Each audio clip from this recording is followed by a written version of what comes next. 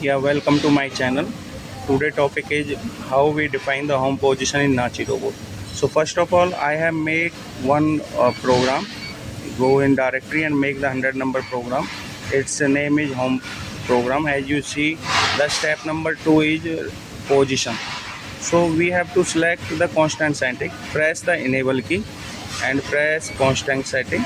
There is one option 9 territory definition.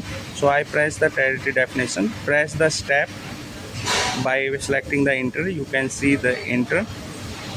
After coming there, I have to select the define. So by pressing the enable or right key, you are able to move define or none. I select the define. Here select the program number. Here select the program number, enter the program number. I have select the 100 number. You have to select the step number. 2 number is the position.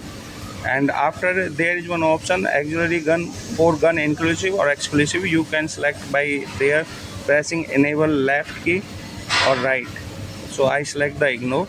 Here point put the tolerance. I have put 0.5 in every axis. And 11 number is the output signal. As you see, it's defined in standard signals. So make the complete. Now home position defined. Press the R key. So now you service utilities, go in monitor 2 and check the user output number 11. You can see the output number 11 is on. Thank you.